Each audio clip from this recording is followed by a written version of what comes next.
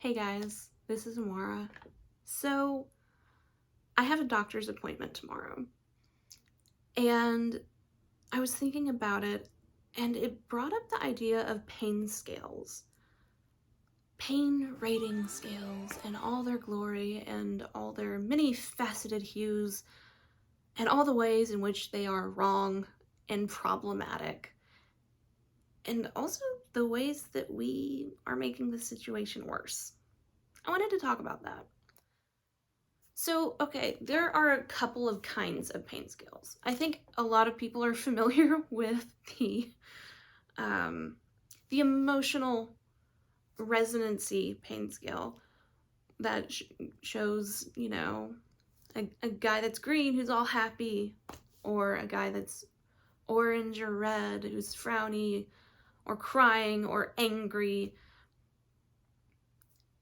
And, I understand these scales being used for kids that are having trouble communicating what's happening and how they're feeling. Um, I get that. But somehow these have found their way into regular use with just random doctor's offices across the country. And I find it a little bit disconcerting. It is also not a very effective pain scale. There's a study that I've been looking at that is interesting. And while that one isn't included on the study, it is my least favorite. And it had to get an honorable mention in here. There's also the numerical rating scale, just 0 to 10. No prompts to let you know in the middle there or anything what we're looking at. Just 0 is no pain, and 10 is the most pain? Is this the most pain you've ever felt? Or is this the most pain possible, theoretically? In which case, you should never put 10 because it can always get worse. So, if you use this scale and you have a different understanding of what 10 is, for example, than what your doctor has, right away you are starting off with a misunderstanding. That's not very helpful for diagnosing and or treating pain. It's quick, it's dirty, and it's simple. And I think for that very reason, it is used a lot. But that's part of why it's problematic. In this study that I'm citing, and I will link it below, almost 53% of people said that they are not satisfied with it. 0% of people said it is effective. And I think that's crazy. Only 5% are satisfied with it. What's the difference between being satisfied and it being effective? I'm not quite sure. There's also the brief pain inventory, which asks you how much pain you've been in basically within the last 24 hours. What the most pain is, the least, the average, which, by doing a little simple math, you can figure out the average without having to ask that question.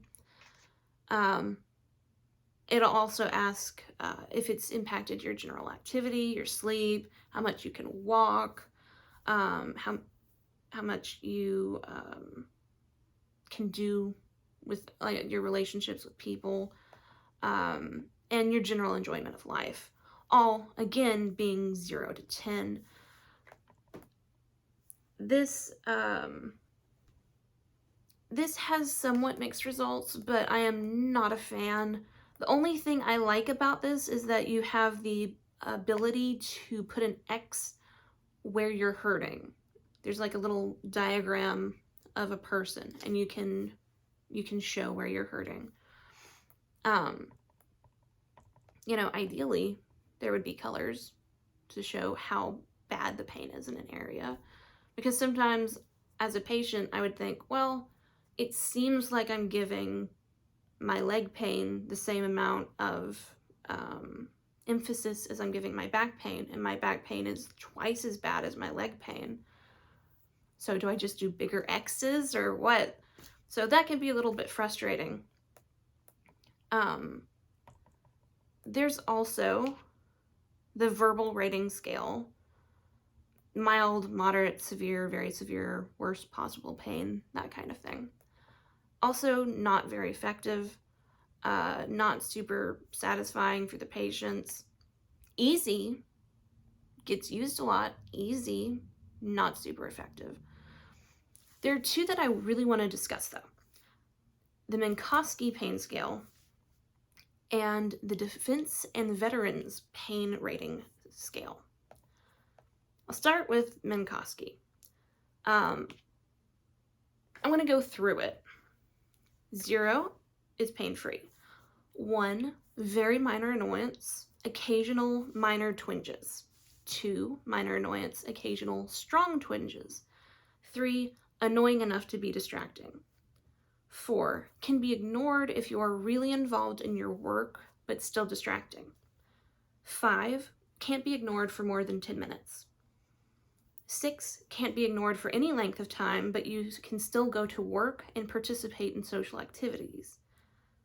7, makes it difficult to concentrate, interferes with sleep, you can still function with effort. 8, physical activity severely limited. You can read and converse with effort. Nausea and dizziness set in as factors of pain. 9, unable to speak, crying out or moaning uncontrollably, near delirious.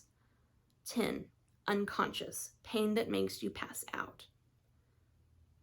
And on the flip side of this, there are recommendations about pain medication that I believe are for the providers.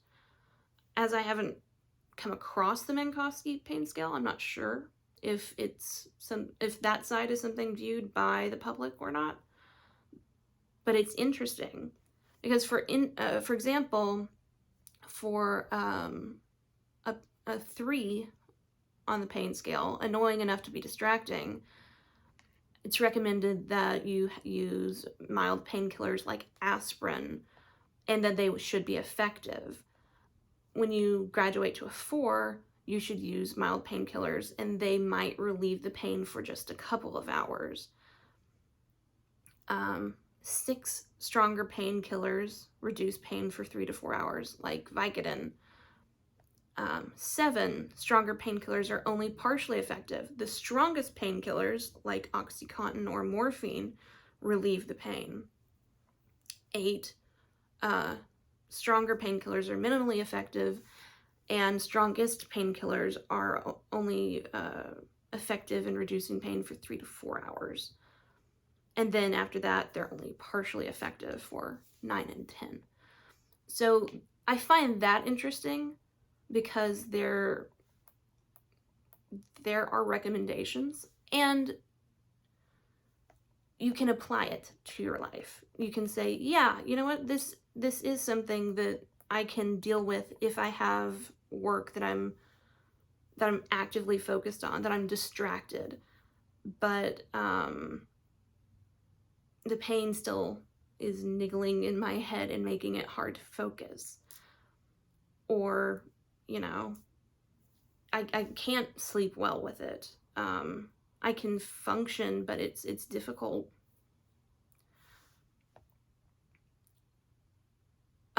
Interestingly, when people were asked if this is effective, 64% said yes. If it was easy, it was pretty evenly split between yes and somewhat, with only 6% saying no. I think that's because this requires more critical thinking than the other ones. It's not just a guy with a frowny face. So yeah, I find it interesting. 56% said that they are somewhat satisfied with the scale. Now, the scale that makes me happy. The Defense and Veterans Pain Rating Scale. It has something for everything in this scale, okay? This is like getting a new car and having all the bells and whistles added. And then you're like, ooh, yeah, this is nice. It has colors, it has the faces, it has the language of the verbal scale, mild, moderate, and severe.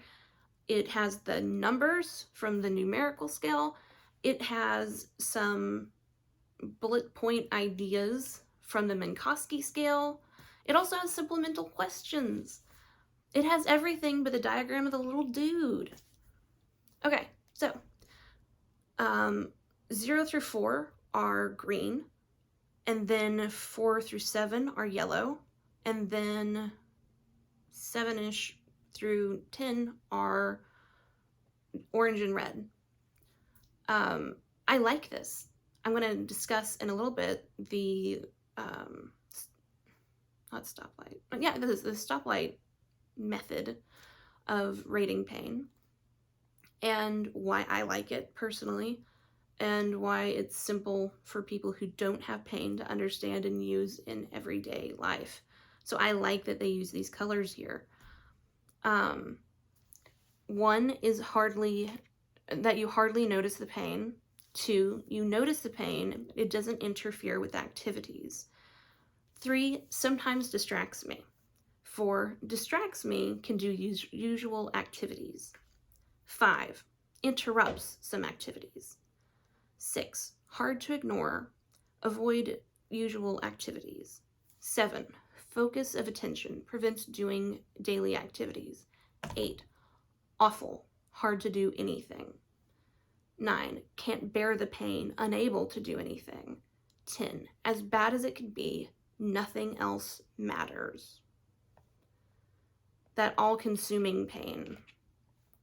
I've only been there a couple of times, and I usually don't put 10 because there's always a worse pain around the corner. But when put like that, I have sometimes been at a 10. This clearly shows me that on the scale, it is appropriate for me occasionally to put 10. When it's more diaphanous and you aren't sure what exactly the pain scale means, you might be hesitant to put 10. It's a very dramatic number. There are supplemental questions about activity, sleep, mood, and stress. So I adore this. I adore this scale, and I wish more people used it. And this is the only scale in this study that actually breaks 50%. 56% of people were satisfied with this pain scale. And while that's not great, and it needs to improve, it's a hell of a lot better than the 35s and stuff that we were used to. People also said that this scale is easy to use, and if it's easy for doctors to administer and for patients to use, I don't really see a hell of a lot of a reason not to.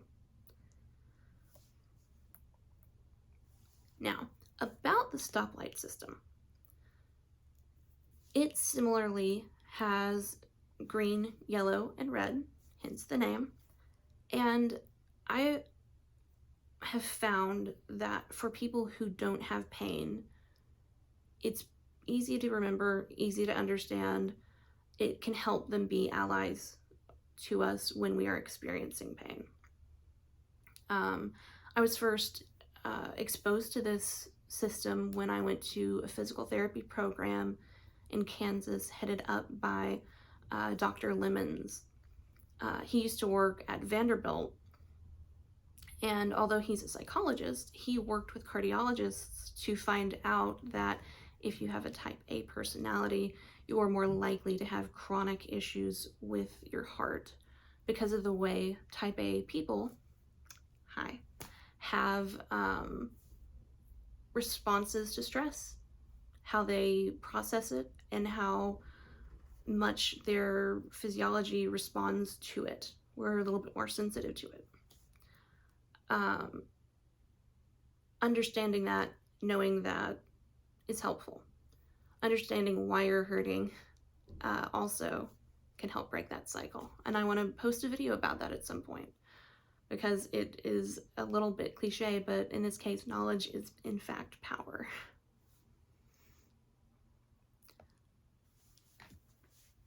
So in the stoplight system, 0 to 5 is green. Keep going, do what you're doing, go about your day. 6 and 7 are yellow. Slow down, keep tabs on your pain. Try to be moderate about how you act, what you do. Be cognizant. 8 through 10 are all red. Stop what you're doing. Your priority is your pain and reducing it.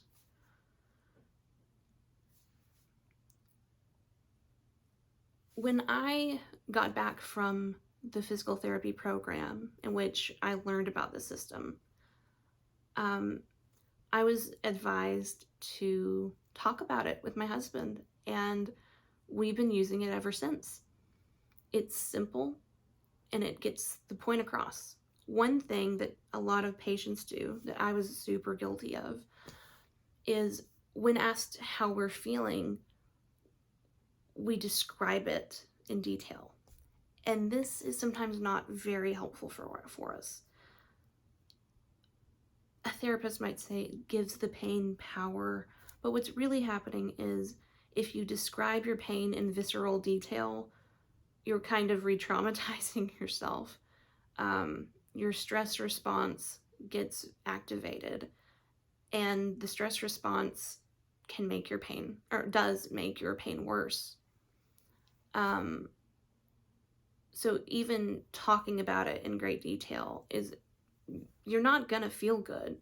Emotionally, you might feel good venting, and it's appropriate and healthy to do that in certain circumstances.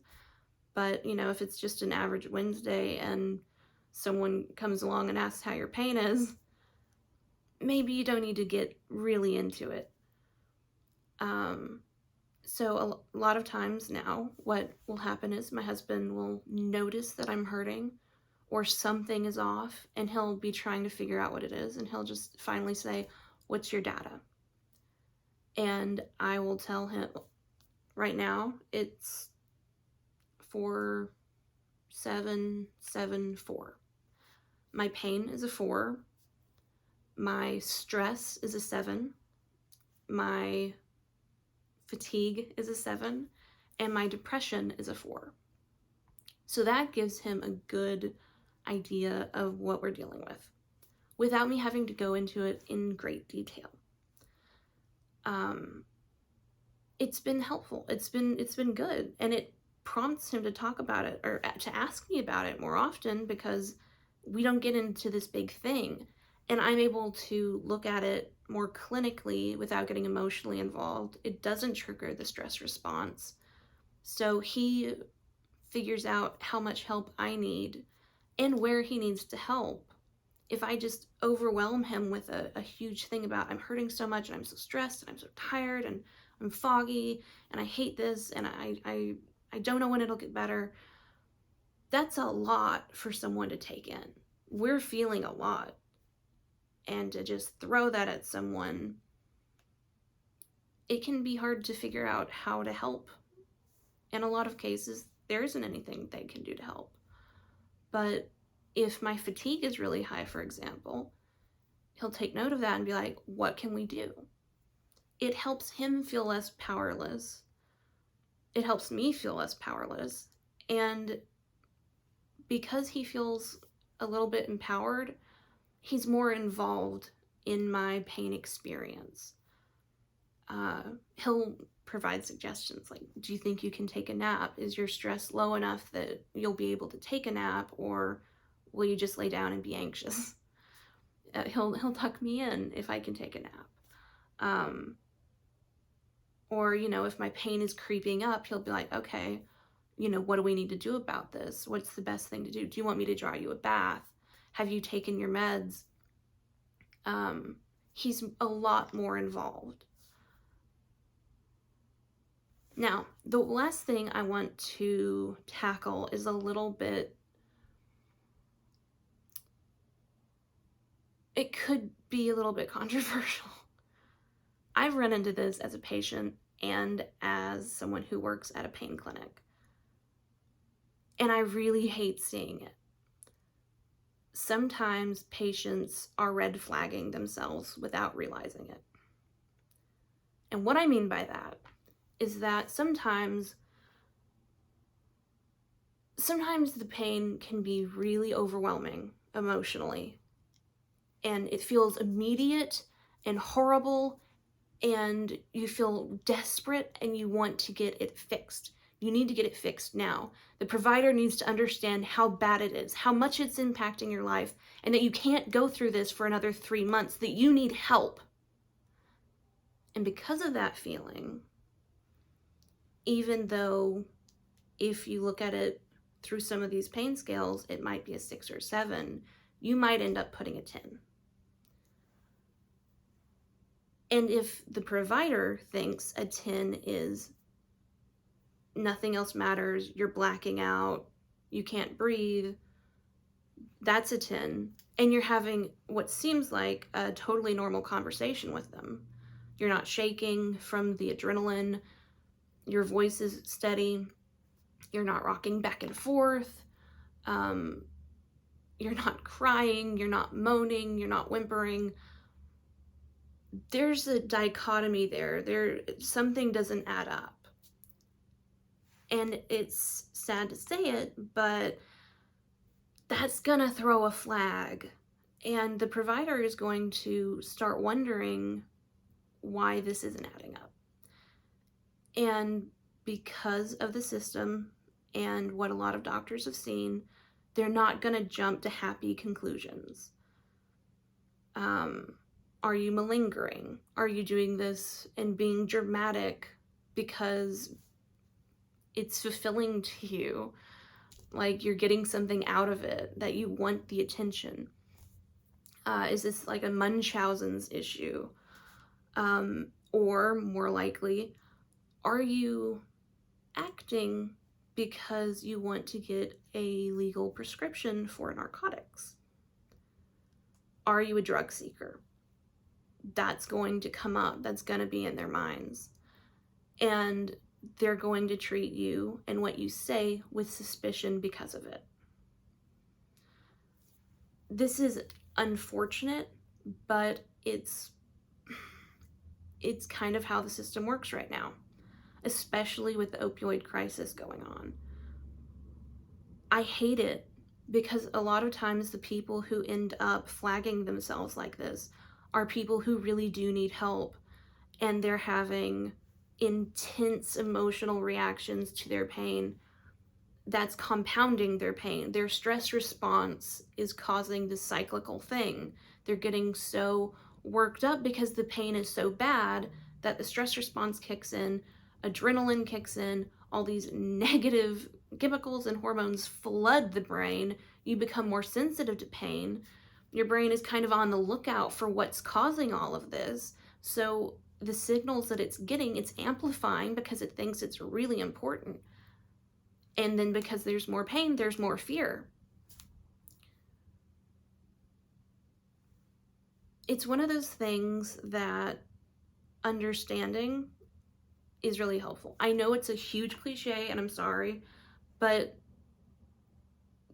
I mean, there are studies that show knowledge is power. If you understand what's happening, if you know that it's not going to last forever, that you will get through it, and you use some cognitive behavioral techniques to calm down and to slow down your parasympathetic nervous system, and to slow down or stop that cycle, your pain is going to respond to that, and you won't be stuck in this horrible, horrible loop. And unfortunately, instead of conveying that information to patients, a lot of doctors go down the yellow brick road to they're probably a drug seeker. In this case, when people flag themselves, usually some cognitive behavioral therapy would be useful. I say that as someone who has benefited from cognitive behavioral therapy. It makes a difference, and I'm gonna do a video. I'm gonna do a video about it. I'm gonna talk about it. It's one of the single most important things I have done for me, for myself, for my pain, and coping with it. A lot of times with chronic pain, there's nothing we can do to stop it. It's about how we deal with it. It's the old adage, you can't stop the wind, but you can adjust the sails. We have to become really good mariners. And there are a couple ways that we can do that. And I'm excited to share it with you. Just not in this video. So I hope this was helpful. I hope this showed a couple of the different scales and their weaknesses. Perhaps you can advocate for yourself by telling your specialist or your doctor about the Defense and Veterans Pain Rating Scale. Try to get that in the office. I think that can help stop miscommunications before they happen and help patients advocate for themselves by accurately reporting what their pain is. Also, don't flag yourself. Please talk to your doctor about the immediacy you might be feeling, about how difficult it is to go through this. It's all well and good for the doctor to say, oh, just come back in 3 months. And you're like, no, I can't do that. I can't go through this for another 3 months. I've been in that situation. But saying it's a 10 isn't going to fix it. Either the doctor needs to hear about the emotional impact it's having on you. You might need to get some therapy, some cognitive behavioral therapy to help you with that. Or you might need to find a doctor that is more understanding that pain doesn't just affect the body, it affects the mind. It affects our experience as humans. So, with that, I wish you the best of health and the highest quality of life that is possible to you. And I hope you have a really wonderful day.